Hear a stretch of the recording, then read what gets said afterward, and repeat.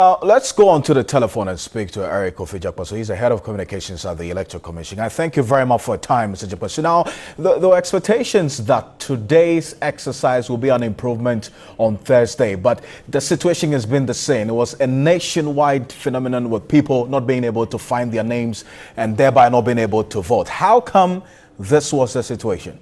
Thank you very much, Alfred, and thank you very much for having me.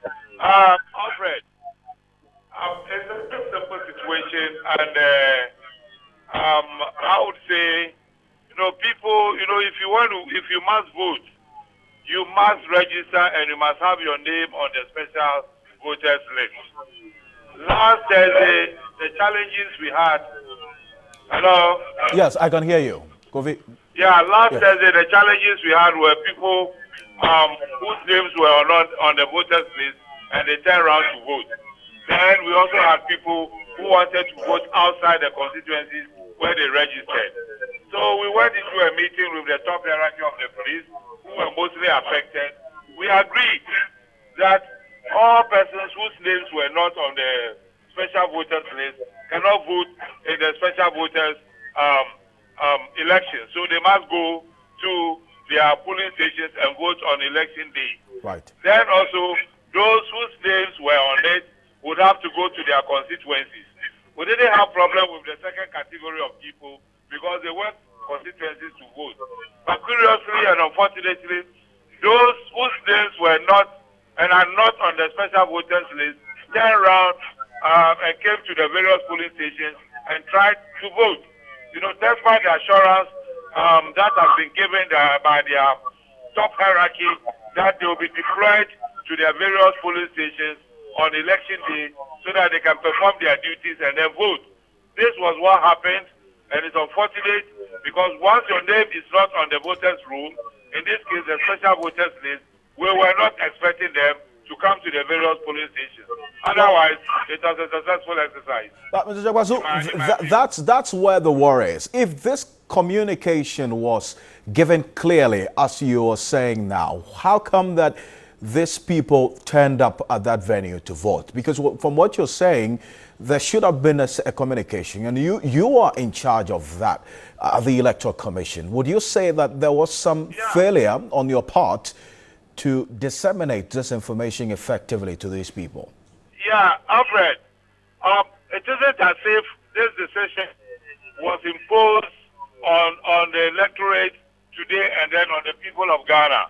Immediately after the elections on the 1st of December, quickly we met with the top hierarchy of the police. We all met, we discussed this thing at length, and we agreed. Okay, they understood that people whose names were not submitted and those whose names were submitted without the essential details of their registration numbers and then their polling station don't have their names on the list. So it was upon the agreement with the police, it was communicated to the hierarchy, they also communicated to their people, and they have reiterated on numerous platforms that people whose names are on the special voting list should not go to the polling station to vote, and that they will be deployed to the areas where their votes are so that they could vote. So it isn't an issue of not communicating this decision, because the decision was arrived at with the police hierarchy, after which it was brought to the IPAC, endorsed by IPAC. Then we got out to the media with the press releases and then the numerous engagement. Okay. So communication-wise, this was really communicated to the police hierarchy, and also know for sure that it was communicated. So it is an unfortunate development, and we were not in the list expecting it. But can you provide any information about the number of persons who were able to cast their ballot today?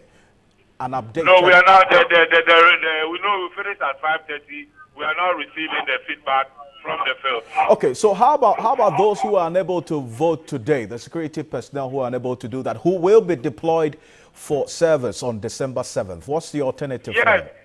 Alfred, yes, those whose names are not on the special voters list, the assurance we had from the police and the assurance we still have is that they will revisit their deployment list and then send these people to their various polling stations for election duty so that they can also vote in the election.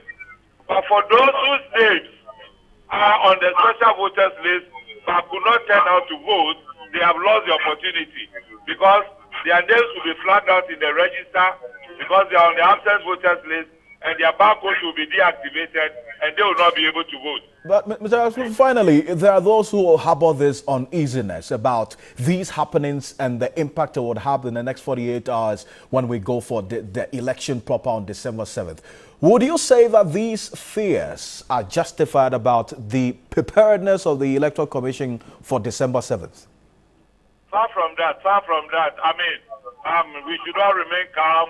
7th December will be a different ball game. Why am I saying so?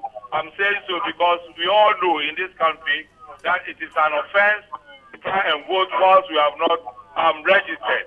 So we are not expecting that on election day, people who have not registered and they know they don't have their names on the voters' roll will turn out at the various polling stations to vote. Right. Secondly, people will vote in their constituencies because they want to vote for their members of parliament and at the same time vote for their presidential candidate. So we are not expecting people to take their voters' ID card, leave their constituencies and go to other constituencies in an attempt to vote. We all know when we vote. Right. We have exhibited the register. We know where our polling stations are. We have an ID card showing us those polling stations. So the expectation is that people will move to their polling stations to go and vote. Thank you. Mr. Pato, he is the head of communications at the Electoral Commission.